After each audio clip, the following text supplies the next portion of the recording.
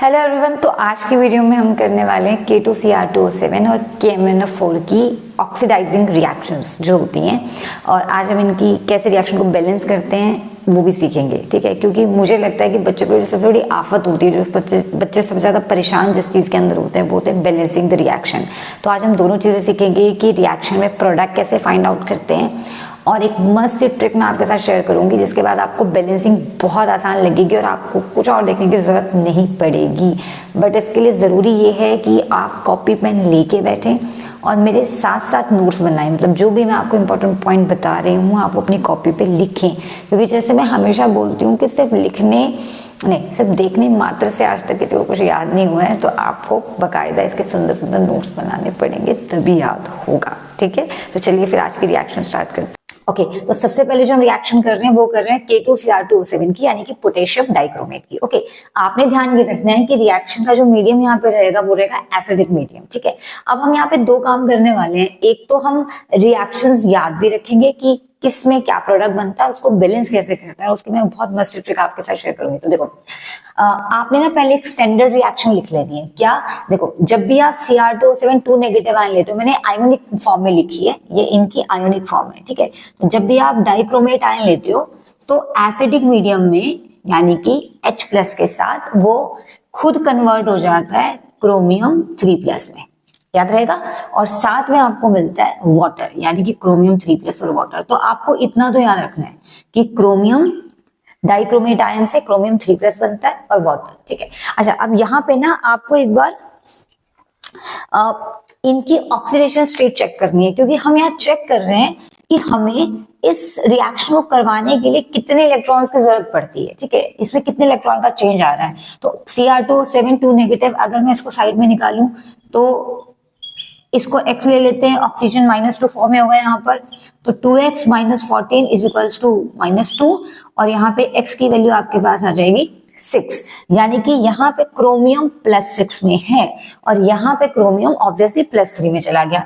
तो +6 से +3 इसकी ऑक्सीडेशन स्टेट होगी चेंज। अब देखो, +6 से +3 आपको लगेगा कि यार यहाँ तो 3 इलेक्ट्रॉन का चेंज आ रहा है ना। +6 से +3 आपने चेंज ऑब्जर्व करना है, the change in oxidation state. तो अब आपको लगेगा तो 3 इलेक्ट्रॉन का चेंज आ रहा है, बट आपको एक बात ध्यान रखनी पड़ेगी कि प्रोडक्ट रिएक्टेंट साइड आपको चेक करना होता है। रिएक्टेंट साइड आपके पास 2 क्रोमियम है, एक नहीं है ना। तो अगर एक क्रोमियम में 3 का चेंज आ रहा हो तो 2 में कितने का आएगा, 3 2 6, यानी कि टोटल यहाँ पे 6 इलेक्ट्रॉन की इन्वॉल्वमेंट है। अब ये स्टैंडर्ड रिएक्शन आपको क्यों याद रखनी है? देखो, एक बार आपने स्टैंडर्ड रिएक्शन याद रख ली, क्या कि Cr2O7 2 negative + H positive with 6 electron, gain 6 electron and form chromium +3 and water। एक बार अगर आपको रिएक्शन याद हो गई तो अब ना आपने कुछ नहीं करना, जो भी आपने इसके साथ लिया होगा, ले सपोज मैंने यहाँ पे ले लिया I- तो वो I2 में कन्वर्ट हो जाएगा, है ना। अगर मैंने लिया होगा Fe2+ तो वो Fe3+ में कन्वर्ट हो जाएगा। तो ये तो हो गया रिएक्शन करने का तरीका। बाकी मैं यहाँ पे पूरा आपको एक चार्ट बना के दे दूंगी कि कौन सा सब्सटेंस किस में कन्वर्ट होगा। जैसे I नेगेटिव है तो I2 में कन्वर्ट हो रहा है, Fe2+ है तो Fe3+ में कन्वर्ट हो रहा है।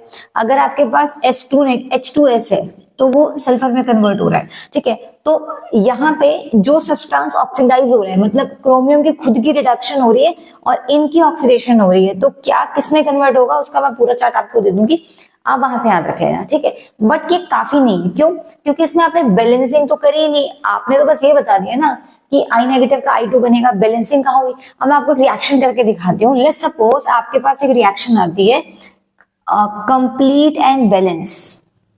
कंप्लीट एंड बैलेंस आपको कंप्लीट भी करनी है और बैलेंस भी करनी है, तो दो बातें होगी। तो आपने ये स्टैंडर्ड रिएक्शन याद रख लेनी है, ये हमेशा फॉलो होगी। जैसे लेट्स सपोज आपको दिया Cr2O7 2 negative + H positive + I negative, आपको ये दे रखा है और आपको उसको कंप्लीट करना है, बैलेंस करना है।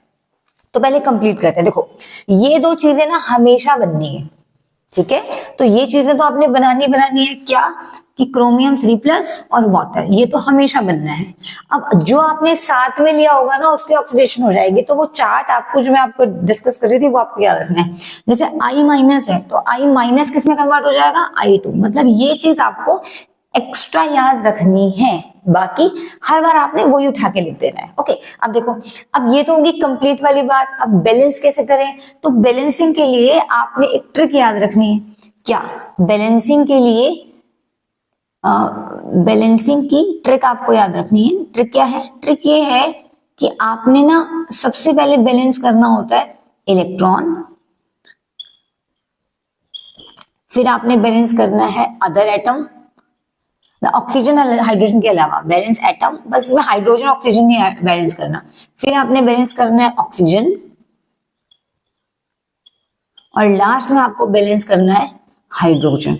ठीक है, अब आप कैसे बैलेंस करते हैं इलेक्ट्रॉन? तो देखो, वैसे जब आप इलेक्ट्रॉन बैलेंस करते हैं तो एटम बैलेंस हो जाता है, बट फिर भी देखो इलेक्ट्रॉन बैलेंस करने का मतलब है कि किसी भी रिडॉक्स रिएक्शन में total gain of electron and total loss of electron should be same, है ना। अब देखो, यहाँ पे आपके पास क्रोमियम है +6 और यहाँ पे आपके पास क्रोमियम है +3, तो कितने का चेंज है? 3 का, नहीं 6 का है, क्योंकि मैंने आपको बताया था कि क्रोमियम में टोटल 6 इलेक्ट्रॉन का चेंज आता है, मैंने आपको लिख के दिखाया था। तो भाई एक बात है, क्रोमियम 6 इलेक्ट्रॉन का चेंज आ रहा है क्रोमियम के अंदर, क्रोमियम 6 इलेक्ट्रॉन गेन कर रहा है, तो कोई तो दूसरा सब्सटेंस होगा जो 6 इलेक्ट्रॉन का लॉस कर रहा होगा। तो इस इलेक्ट्रॉन को बैलेंस कैसे करें? तो देखो, आपके पास आयोडीन कितने पे है? -1 में, है ना, और यहाँ पे आयोडीन कितने पे? 0 पे।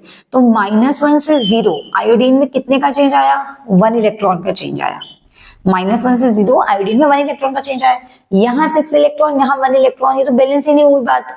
इलेक्ट्रॉन बैलेंस कैसे होंगे? जब इधर भी 6 तो इधर भी 6, तो इसको क्या करें, ये 6 बन जाए, तो आपको इसे 6 से मल्टीप्लाई करना पड़ेगा, है ना, और 6 बन जा 6, ऑब्वियसली तभी 6 इलेक्ट्रॉन होगा। तो 6 से मल्टीप्लाई करने का मतलब है कि आपको जहां चेंज आ रहा है, जैसे आयोडीन में चेंज आ रहा है, वहां पे 6 से मल्टीप्लाई करना है। ओके, तो यहाँ पे आपने इसे 6 से मल्टीप्लाई कर दिया। ओके, अब आप बोलेंगे इस साइड क्या करना है, तो वो मैं अगले स्टेप में बताऊंगी। तो पहले इलेक्ट्रॉन बैलेंस हो गया, दूसरा काम है इलेक्ट्रॉन बैलेंस करने का मतलब, जैसे मैंने आपको बताया कि टोटल गेन और total loss of electron should be same. दूसरी चीज आपको बैलेंस करनी है एटम, ऑक्सीजन हाइड्रोजन के अलावा। ठीक है, अब देखो, एटम में 2 ही चीजें हैं, क्रोमियम और आयोडीन। तो यहाँ कितनी क्रोमियम है? 2। यहाँ कितनी होनी चाहिए? यहाँ भी 2 होनी चाहिए, तभी बैलेंस होगी ना। अच्छा, यहाँ कितनी आयोडीन है? 6, तो यहाँ पे 6 होनी चाहिए। तो 6 कैसे करें? तो देखो, 2 तो ऑलरेडी है, तो अगर मैं 3 से मल्टीप्लाई कर देती हूँ तो 3 2 जा 6 आयोडीन आ जाएगी। तो क्रोमियम भी बैलेंस हो गई, 2 क्रोमियम और 6 आयोडीन। तो यस, हमने एटम भी बैलेंस कर लिया। अब अगला काम है ऑक्सीजन बैलेंस करने का। तो ऑक्सीजन बैलेंस करने के लिए जिस साइड डेफिशिएंसी होगी उस साइड आपको हाइड्रोजन ऐड करना है, यानी कि उस साइड वाटर ऐड करना है। सॉरी, गलती से बोल दिया, ऐड वाटर। किस side? To deficient side. Deficient side आपको वाटर ऐड कर देना है, डेफिशिएंट साइड। आप कैसे चेक करें ऑक्सीजन को? देखो, यहां पे आपके पास है 7 ऑक्सीजन, और यहां पे आपके पास है 1 ऑक्सीजन। ओके, किस साइड डेफिशिएंसी है? इस साइड। कितने की डेफिशिएंसी है? 6 की डेफिशिएंसी है, तो 6 वाटर ऐड करने पड़ेंगे। बट एक बात है, अगर मैं यहाँ 6 वाटर ऐड करती हूँ तो टोटल 6 और 1 7 हो जाता है। तो आप चाहे इसे ऐसे छोड़ दो या आप इसको ऐड ऑन कर लो, तो 6 + 1 विल बी 7 ओनली। आप समझ रहे हैं बात? तो मैं इसको डायरेक्ट 7 ही लिख देती हूँ। तो मैं इसे दूसरे कलर से लिख देती हूँ ताकि आपको पता चले कि मैंने यहाँ पे बैलेंसिंग की है। ये तो 7 आपके पास वाटर हो गए। ओके, नाउ नेक्स्ट चीज आपके पास है हाइड्रोजन। हाइड्रोजन बैलेंस करते हैं वाटर H+ ऐड करके। तो add H+ to deficient side, जो भी डेफिशिएंट साइड होगी उधर H ऐड कर देंगे। ठीक है, तो अब देखो, यहाँ पे कितने हाइड्रोजन है? 1 हाइड्रोजन है, तो 1 हाइड्रोजन। यहाँ कितनी हाइड्रोजन है? 7 2 जा 14 हाइड्रोजन है। कितनी कम है? 13 हाइड्रोजन कम है ना। तो आप यहाँ पे 13 H+ ऐड कर दोगे, 13 H+। अब आप बोलोगे एक H+ तो पहले से ही है, तो आप एक काम करो, 13 और 1, ये 1 हुई ना, तो टोटल आप इसे 14 लिख सकते हो। तो यहाँ पे मैं इसे टोटल 14 लिख देती हूँ कि 14 हो गया। ओके, तो अब आपकी बैलेंस होगी, इलेक्ट्रॉन, एटम, ऑक्सीजन, सारा कुछ बैलेंस हो गया। तो ऐसे आपको इसकी बैलेंसिंग करनी है। प्लीज ध्यान से देखना, हो सके तो आप चाहे पॉज कर लो और या दोबारा थोड़ा सा पीछे चले जाओ और फिर दोबारा से इसको देख लेना। पर ये अगर आप एक रिएक्शन समझ गए तो आप सारी रिएक्शन समझ जाएंगे, सारी वैसी। नेक्स्ट रिएक्शन है Cr2O7 2 negative plus H positive plus SO3 2 negative. तो मैंने आपको बताया था कि पहले आपको रिएक्शन कंप्लीट करनी होती है तो दो चीजें तो हमेशा ही बननी है, एक है क्रोमियम 3 पॉजिटिव और एक है वाटर, है ना। इसके अलावा आपके पास आपको ध्यान रखना है कि SO3 2 नेगेटिव हमेशा कन्वर्ट होके देता है SO4 2 नेगेटिव। ये बात हो गई ना। अब बैलेंसिंग स्टार्ट करते हैं। तो बैलेंसिंग का वही रूल, पहले बैलेंस करना है इलेक्ट्रॉन। इलेक्ट्रॉन कैसे बैलेंस करेंगे, यहाँ पे टोटल 6 इलेक्ट्रॉन प्लस 6 और यहाँ पे प्लस 3, तो कितने का चेंज आया, हमेशा कितना, ये फिक्स है, ये फिक्स चीज है। इसलिए मैंने पहले ही आपको बोला कि इसे लर्न कर लो, इसमें तो 6 इलेक्ट्रॉन का चेंज ही आना है ना। तो 6 इलेक्ट्रॉन। अब सल्फर में देखते हैं, यहाँ पे हुआ +4 और यहाँ पे हुआ +8, तो 4 और +6। तो यहाँ पे आपके पास टोटल जो सल्फर में चेंज आया ऑक्सीडेशन स्टेट का वो आया 2 का। ओके, तो अब देखो एक तरफ 6 और एक तरफ 2 है, दो नंबर्स हैं, आप बैलेंस कैसे करेंगे 6 और 2 को। तो भाई 2 वाली साइड को 3 से मल्टीप्लाई कर देना आपने, है ना। तो 3 से मल्टीप्लाई करने का मतलब है ये कर दिया आपने 3 से मल्टीप्लाई। तो कहाँ चेंज आ रहा है, किसमें कमी आ रही है, सल्फर में, है ना। सल्फर में 2 इलेक्ट्रॉन का, तो सल्फर वाली साइड 3 से मल्टीप्लाई करना है। तो यहाँ पे मैंने 3 से मल्टीप्लाई कर दिया और बस, ठीक है, इलेक्ट्रॉन तो बैलेंस हो गया। अब है एटम बैलेंस करना। तो यहाँ 2 क्रोमियम है तो यहाँ भी 2 होनी चाहिए, ठीक है, आप सही लिखा है। अच्छा, अब है सल्फर यहाँ 3 है तो यहाँ भी 3 होनी चाहिए, तो यहाँ भी मैंने 3 सल्फर कर दी। ऑक्सीजन आप बैलेंस कर रहे हैं तो 7 और 3 3 9, तो 9 और 7 हो जाएगा आपके पास 3 3 9 और 7 16 ऑक्सीजन हो जाएंगे। इस साइड कितनी है, चाहते 12 13 ऑक्सीजन है। कितने की कमी है, 3 की। किस साइड, इस साइड। तो 3 वाटर ऐड करेंगे, पर एक वाटर तो पहले ही बैठा है क्योंकि ऑक्सीजन को कमी को पूरा करने के लिए वाटर ऐड करते हैं। तो 3 वाटर ऐड करेंगे, है ना, पर एक वाटर तो पहले से ही बैठा है, तो 3 और 1 4। तो आप एक काम करो, डायरेक्ट इसी पे 4 लिख दो, ठीक है, क्योंकि आप जब ऐड करेंगे तब भी 4 ही बनेगा।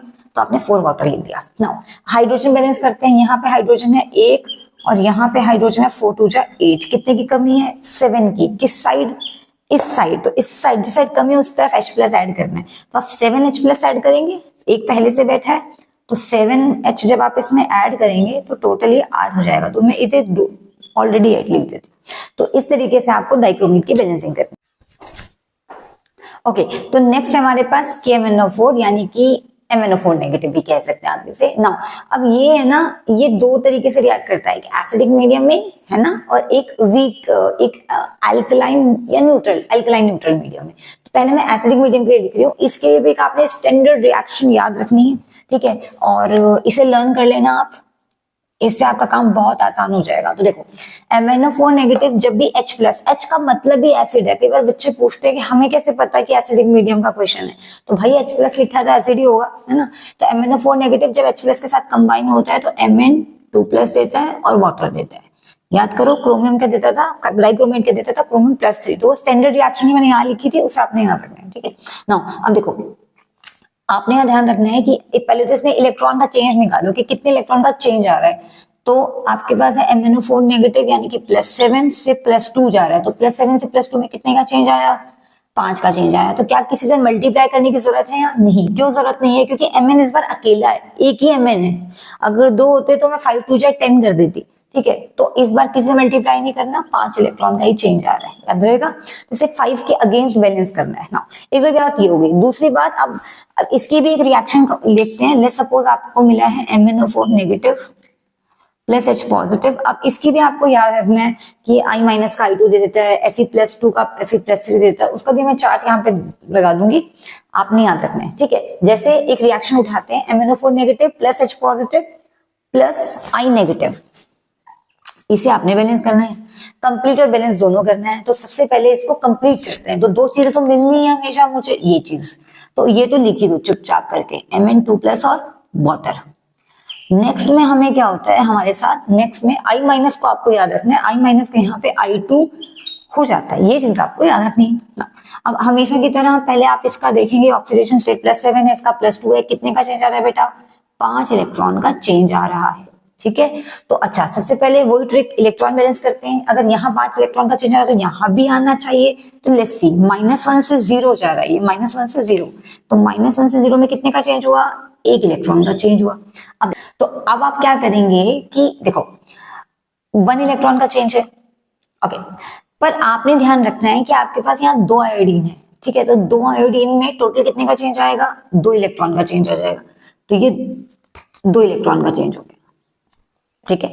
अब 5 और 2 को आप बैलेंस कैसे कर सकते हैं, 5 और 2 को आप बैलेंस कैसे कर सकते हैं, तो बैलेंस आप ऐसे कर सकते हैं कि आप 5 को 2 से मल्टीप्लाई कर दें और 2 को 5 से मल्टीप्लाई कर दें, बहुत सिंपल। तो देखो 5 का चेंज कहाँ आने पे आ रहा है, Mn पे, तो Ml वाली साइड में किससे मल्टीप्लाई कर देती हूँ, 5 इलेक्ट्रॉन का चेंज और 2 इलेक्ट्रॉन का चेंज, तो 5 का चेंज जहां आ रहा है वहां 2 से मल्टीप्लाई कर दो, यानी कि Mn वाली साइड 2 से मल्टीप्लाई कर देती हूँ, और जहां 2 का चेंज आ रहा है वहां 5 से मल्टीप्लाई कर देते हैं, यानी कि यहाँ पर 5 से मल्टीप्लाई कर देते हैं, मैं दोनों साइड अभी कर देती हूँ, और यहाँ पे मैंने Mn में आ रहा है 2 का चेंज, ठीक है।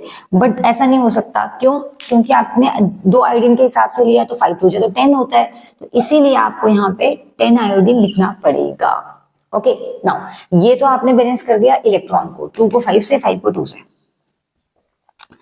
नेक्स्ट है हमारे पास एटम बैलेंस करना। हम एटम कैसे बैलेंस कर सकते हैं, तो एटम बैलेंस करने के लिए आपने क्या करना है, एटम मैंने ऑलरेडी बैलेंस कर दिया था तो मैं वो नहीं कर रही हूँ, मैं सीधा ऑक्सीजन पे आ रही हूँ, तो 4 2 जा 8 ऑक्सीजन यहाँ है, और आपके पास यहाँ पे है 1 ऑक्सीजन, तो कितना ऑक्सीजन कम है, 1 किस साइड से, कितना ऑक्सीजन कम है, 7 इस साइड, तो 7 वाटर ऐड करना है, तो वो टोटल 80 हो जाएगा, तो मैं 8 यहीं ऐड कर देती हूँ, ठीक है।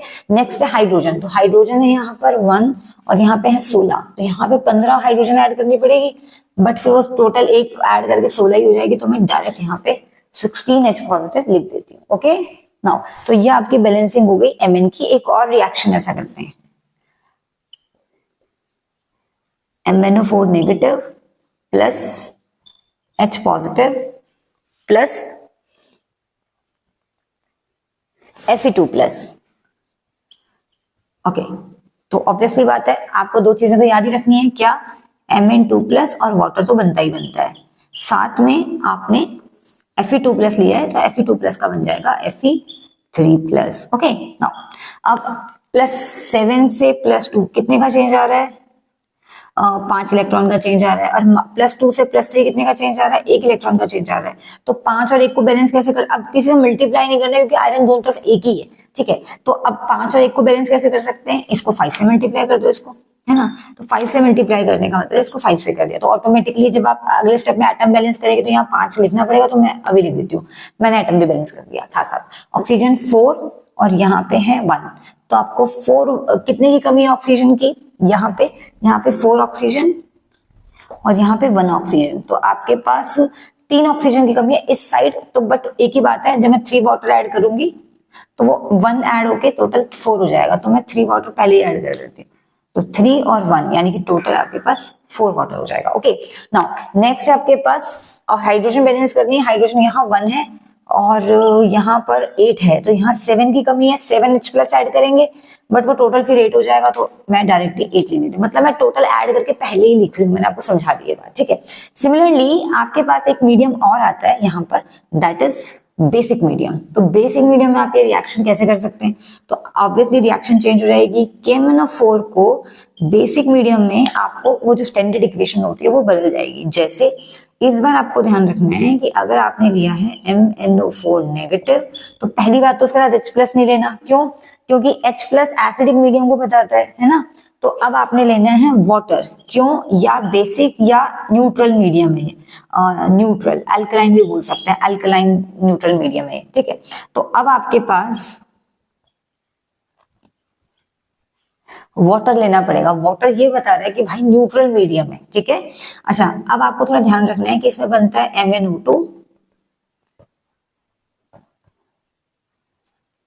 MnO2 plus OH। ओके, कितने का चेंज है, न्यूट्रल अल्काइन में MnO2 बनता है, ठीक है, तो ये तो सेम ही है, +7 और ये 4 हो जाएगा, तो ये चेंज हुआ 3 का, 4 5 6 7, यानी कि यहाँ पे 3 इलेक्ट्रॉन आएगा,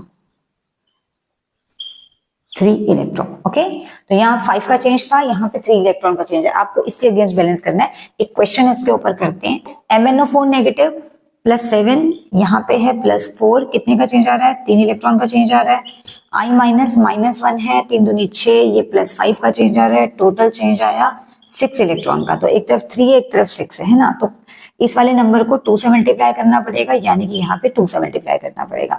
बाकी जब आप एटम बैलेंस करते हैं तो यहाँ 2mn है, तो यहाँ भी 2mn होने चाहिए। आयोडीन ऑलरेडी बैलेंस हो गया। ऑक्सीजन बैलेंस करते हैं तो 4 दूनी 8 और 1 9 ऑक्सीजन यहाँ है, और 2 दूनी 4 5 6 7 8 ऑक्सीजन यहाँ है, तो कितनी कम है? 1। कहाँ कम है? 1। अब ऑक्सीजन जहाँ डेफिशिएंट होगा, एक जैसे add OH to deficient side, तो डेफिशिएंट साइड आपने एक OH ऐड करना है, तो एक OH में और ऐड कर दूंगी, एक पहले से ही है तो टोटल 2 हो जाएगा, ठीक है। यानी कि वाटर की जगह आपने OH ऐड कर दिया, बस एक ये डिफरेंस है।